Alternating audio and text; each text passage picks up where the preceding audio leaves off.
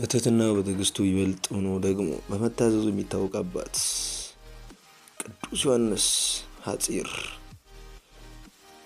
ይህ ነው። ሰላም ጤና ይስጥልን ውድ የተከበራችሁ ተመልካቾቼ እንደምናችሁ፣ ሰላማችሁ ጤናችሁ ይብዛ እያልኩ በእግዚአብሔር ስም አጋዥነት በማድረግ የቅዱስ ዮሐንስ ሐጺር ታሪክን ለማውሳትና ለመዘከር አሰብ እስከ መጨረሻው ከኛ ጋር ቢሆኑ ይህን ድንቅ ታሪክ ያዳምጡና ብዙ ይማሩበታል። እስከ መጨረሻው ከኛ ጋር የሆኑ ሚዲያችንን ላይክ፣ ሰብስክራይብ በማድረግ አጋርነታችሁ ድጋፋችሁ አይለየን። አሜን። የዚህ ቅዱስ ወላጆቹ ከላይኛው ግብጽ ናቸው። እነርሱም እግዚአብሔርን የሚፈሩ ናቸው፣ ግን ከእርሱ በቀር ልጅ የላቸውም። የዚህ ዓለምም ብልጽግና ቢሆን የላቸውም፣ ነገር ግን በበጎ ስራ ባለጸጎች ናቸው። ይህንንም ቅዱስ እያስተማሩ በበጎ አስተዳደግ አሳደጉት። የዚህ ቅዱስ እድሜው 18 ዓመት ሲሆነው የእግዚአብሔር ቸርነት አነሳስታው የመላእክት የሆነ አስኬማን ወይንም ምንኩስናን ይለብስ ዘንድ ወደ አስቄጥስ ገዳም ሄደ። ይኸውም የምንኩስና ልብስ ነው። ከዚያም በደረሰ ጊዜ አባ ባይሞ የሚባለውን አንዱን አረጋዊ አባት ተገናኘው። ዮሐንስም ሰገደለትና ወደ እርሱ እንዲቀበለው ለመነው። ሽማግሌው አባት ልጄ ሆይ ያንተ በዚህ መኖር ልክ አይደለም። በዚች ገዳም የሚኖሩ በእጆቻቸው ይሰራሉ፣ በቀንና በሌሊት ይጾማሉ፣ ይጸልያሉ። በሚተኙትም ጊዜ ያለ ምንጣፍ በምድር ላይ ይተኛሉ። አንተ ወጣት ጎልማሳ ስለሆንክ ይህን ሁሉ ችግር አትችልም። ነገር ግን ወደ ዓለም ተመልሰ እንደ ሰው ሁሉ በጎ አኗኗርን ትኖር ዘንድ ይሻልሃል። የዚች ገዳም ኑሮ ጭንቅ ነውና አለው። አባ ዮሐንስም እንዲህ አለው፣ እኔ በጥላ ስር ልኖር መጥቻለሁና ስለ እግዚአብሔር ብለህ ተቀበለኝ እንጂ አትመልሰኝ። ይህ አባት ባይሞ እግዚአብሔርን ሳይጠይቅ ምንም ስራ አይሰራምና በዚያች ጊዜ ስራውን ይገልጥለት ዘንድ ስለ ዮሐንስ ሐጺር እግዚአብሔርን ለመነው። እግዚአብሔርም መልአክ ተገልጦለት እርሱ የተመረጠ መሳሪያ ይሆናልና ተቀበለው ብሎ አለው። ከዚህም በኋላ ዮሐንስ ሐጺርን ወስዶ ወደ ቤተ ክርስቲያን አስገባው። የምንኩስና ልብሶችንም አምጥቶ በላያቸው 3 መዓልት 3 ሌሊት ጸለየበት። ከዚያም በኋላ የእግዚአብሔር መልአክ ተገልጾ በመስቀል ምልክት በልብሶቹ ላይ አማተበ። ሽማግሌውም የእነዚያን ልብሶች ለአባ ዮሐንስ አለበሰው።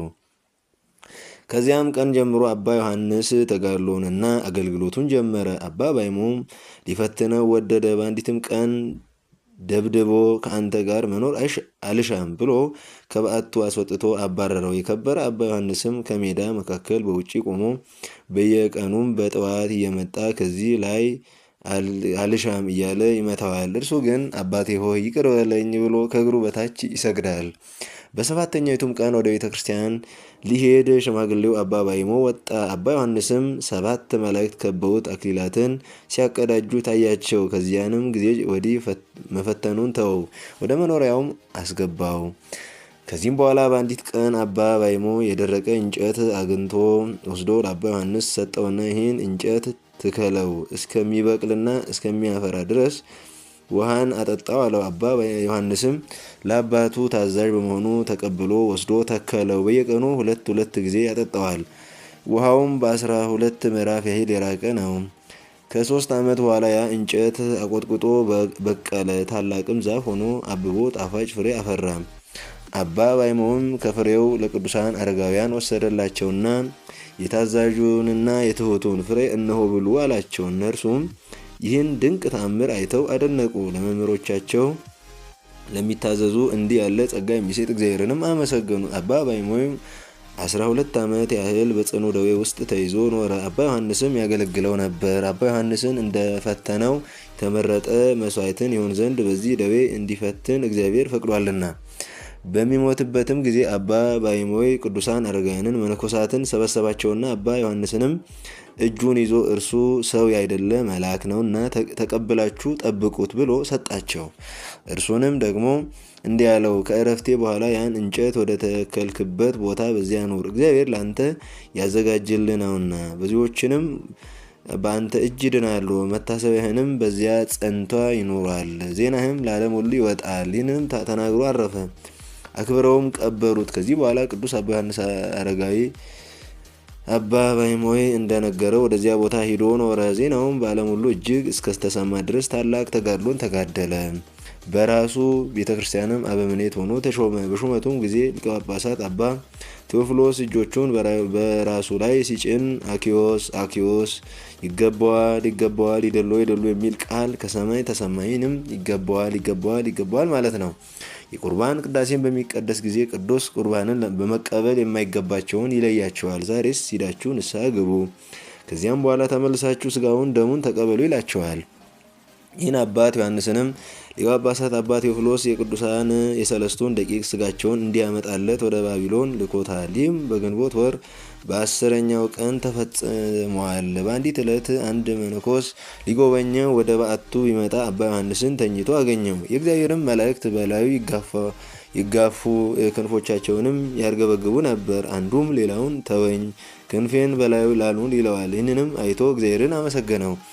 ከዚህም በኋላ የመነኮሳቱን መንደር ሊበረብሩ የበርበር አረማውያን ወደ አስቄጥስ ገዳም በመጡ ጊዜ አባ ዮሐንስም ወደ አባ እንጦንስ ገዳም ወደ ቁልዝም ሄደ። በዚያም በአባ እንጦንስ ገዳም በጎኑ በአለ ቦታ ተቀመጠ። እስከሚያርፍባት ቀን ድረስ የሚያገለግለው አንድ የታመነ ሰውን እግዚአብሔር አመጣለት። ከዚህ በኋላ ከዚህ ዓለም ድካም ሊያርፍ በወደደ ጊዜ እግዚአብሔር ቅዱሳን ጻድቃኑን አባ እንጦንስን፣ አባ መቃርስን፣ አባ ጳኩሚስን ከእርሳቸው ጋር መንፈሳውያን አባቶች አባ ባይሞኑን ያረጋጋውና ከዚህ ከኃላፊው ዓለም መለየቱን ይነግረው ዘንድ ወደ እርሱ ላካቸው።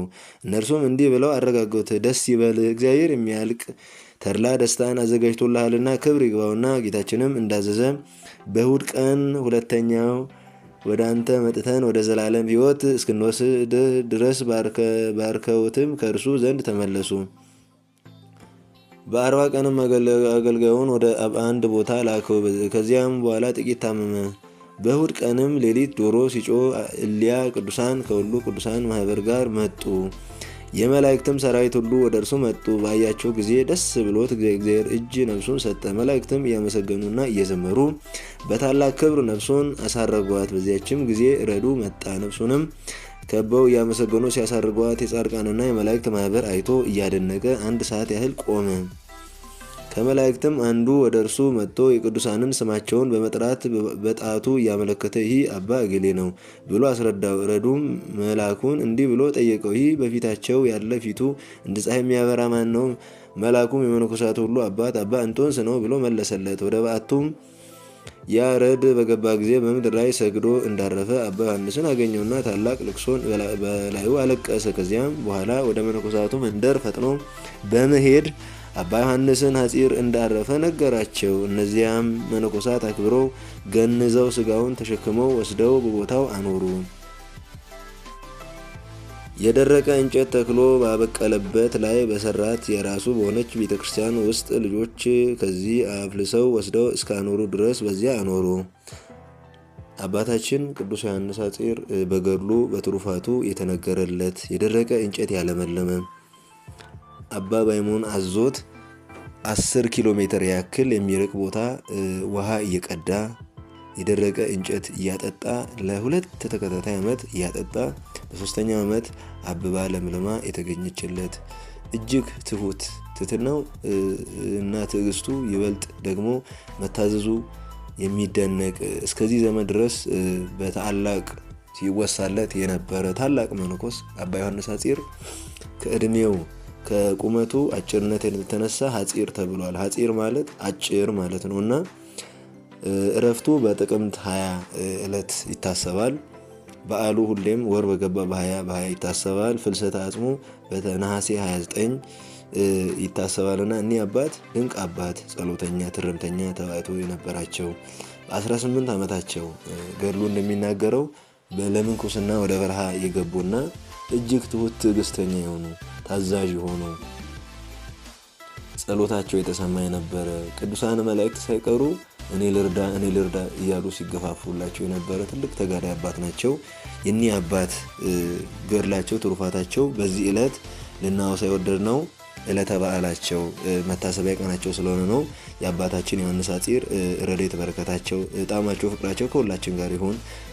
በሳቸው ጸሎት ቃል ኪዳን እግዚአብሔር አምላክ ይማረን ይቅር ይበለን። ለሁላችን ምሕረት ይቅርታን ያድርግልን። በሳቸው ትምህርት ተምረን እንድንጠቀም ያድርገን።